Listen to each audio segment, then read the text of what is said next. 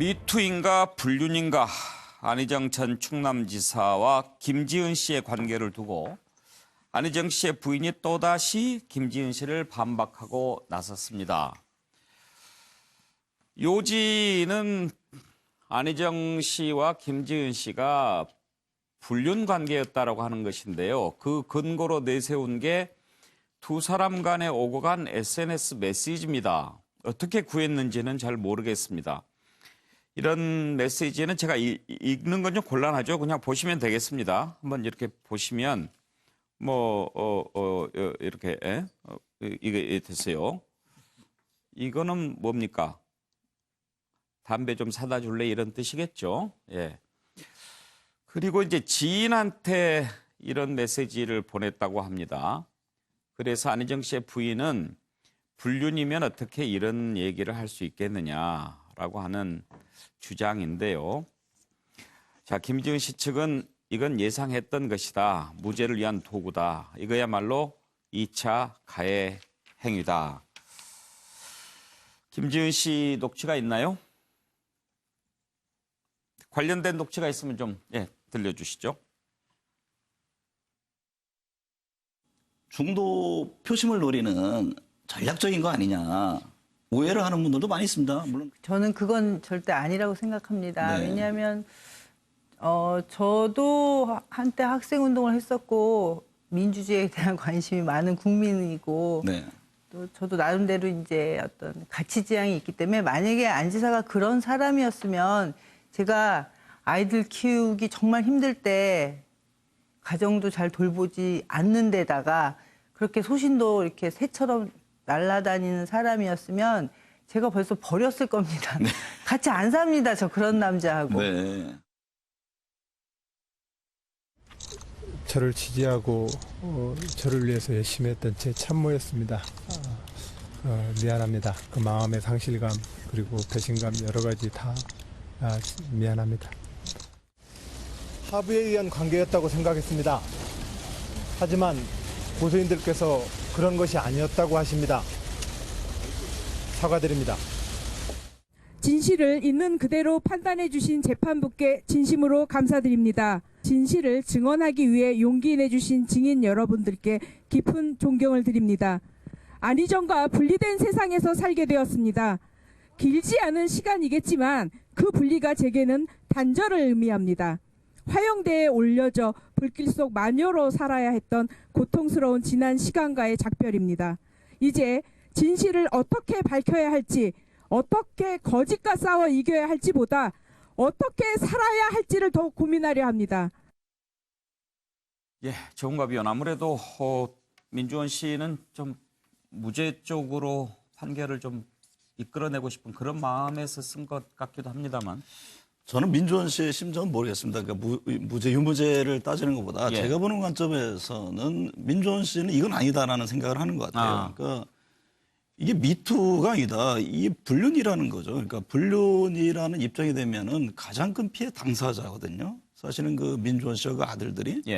그렇게 주장하는 근거는 예를 들면 1심과 2심에서의 판결이 완전히 다른 겁니다. 그 1심에서 무죄였는데 2심에서는 법정 구속을 시켰거든요. 아니, 새로운 사실과 팩트가 튀어나온 것도 아닌데 어떻게 이렇게 판단을 달리할 수 있겠느냐. 그리고 여러 가지 SNS에 나눈 대화 과정을 보면 이것은 단순한 미투가 아니라 이거는 둘이 사귄 지금 불륜이다라는 얘기를 하고 있는 겁니다. 그러니까 저는 제2차 가해를 얘기합니다만 만약에 불륜이라는 판단을 하고 있는 민주원 씨 입장에서는 본인이 가장 큰 피해자가 되는 겁니다. 그러니까 김진 씨의 피해도 있고 여러 우려되는 부분도 있지만 민주원 씨 입장에서는 자기가 분명히 이 억울함에 대한 주장을 근거와 이유가 있다고 저는 보는 것이죠.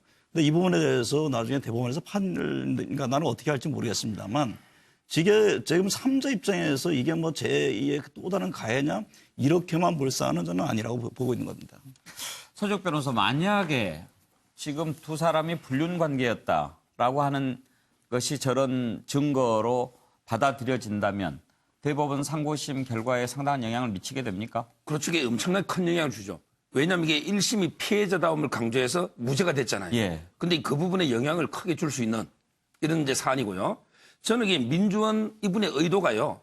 뭐 남편을 억지로 옹호하려는 의도는 아닌 것 같아요. 남편도 이게 미운데, 예. 근데 진실을 좀 밝혀서 여자가 더 미운 거죠. 이런 이제 의사 같은데요. 그래서 저는 이 상황을 한마디로 피해자 대 피해자의 안타까운 상황이에요. 왜 두 분 다 피해자예요. 예. 미투든 불륜이든.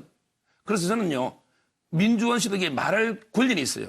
본인도 이게 김지현 피해자의 주장을 반박할 권리는 있단 말이에요. 예. 그러나 이게 함부로 반박하면 또 2차 피해 우려가 있잖아요. 예. 그래서 이제 2차 피해 우려 때문에 객관적인 증거 가지고 지금은 아직은 괜찮은 것 같아요. 왜? 문자 같은 거는 객관적인 증거거든요. 현 상황은 어느 정도 이게 허용되는 상황이지만 좀 이게 약간은 자제할 필요는 있다고 봅니다.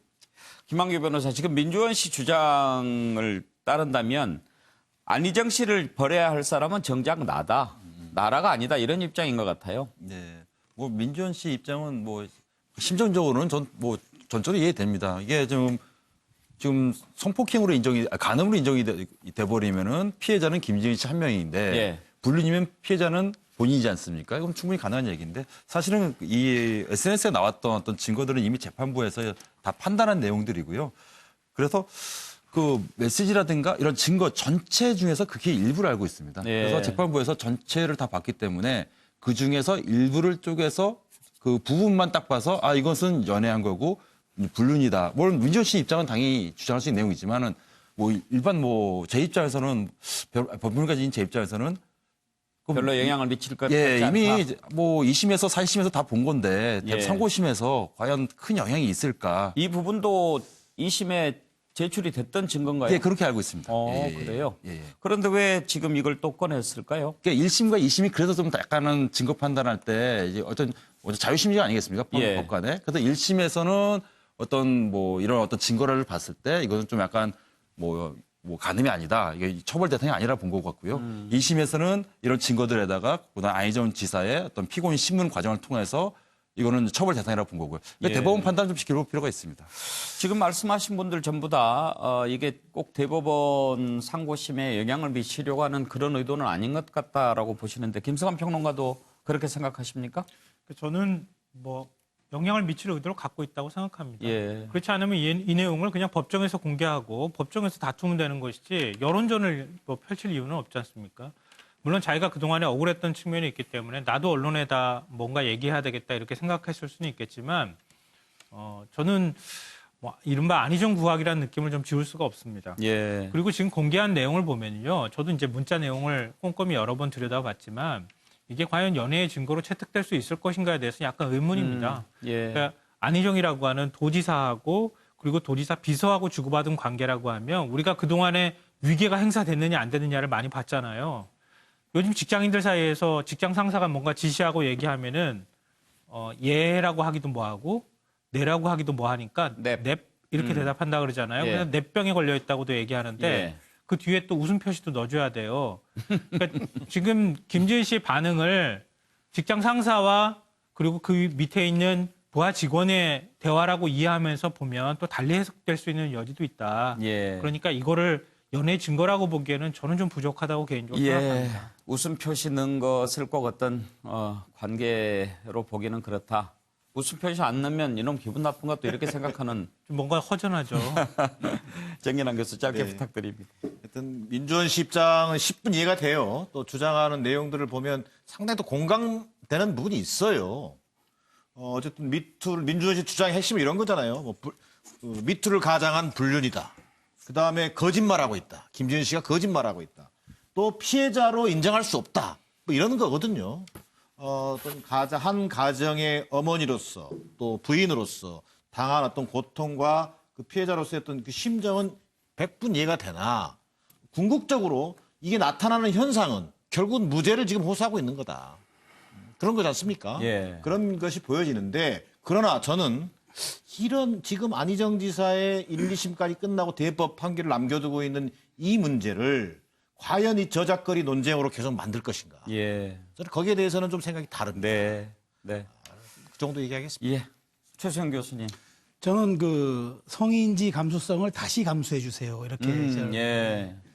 그 지금 사실 1, 2심에서 논쟁이 된 게 피해자다움과 성인지 감수성 아니겠습니까? 예. 그런데 성인지 감수성이라는 단어가 사실은 법적으로 정의된 단어는 아니라고 그럽니다. 그러니까 그 이것이 이제 그 피해자의 그 어떤 특수성을 고려하는 긍정적인 면이 있는가 하면 또 이제 피해자의 진술이 다 받아들여지는 또 반면도 있다 이런 예. 법조계 얘기가 있거든요. 그러나 이제 저는 이 시대가 바뀌면은 이제 법도 바뀌어야 하는데 이제 과연 이 법 적용의 일관성이 이렇게 아주 극명하게 드러날 때는 국민 신뢰 금이 가지 않겠습니까? 저는 예. 아마 그런 점을 이제 그 민주원 씨가 이제 그런 성인지 감성에 대한 문제를 집중 제기함으로써 이 부분에 대한 억울함을 다시 한번 호소하는 그런 저는 전략으로 읽혀지고 있습니다. 예. 성인지 감성을 다시 감수해 주세요. 그런데 서정욱 변호사님, 법은 안 바뀌는데 사람 생각이 바뀌는 거죠. 그럴 때 어떻게 판결을 해야 됩니까? 그러니까 법익의 그 시대를 좀 반영해야 되는데 예. 법익에 앞서갈 수는 없어요. 법은 이게 기본적으로는 보수거든요. 따라서 이제 그 시대 인식이 먼저 바뀌면 법도 이게 조금씩 시대 인식에 따라서 변해가고 지금 이게 저는 이번 판결 항소심 판결이 그런 이게 어떤 시대 변화를 반영한 판결이 아닌가 이렇게 보고 있어요.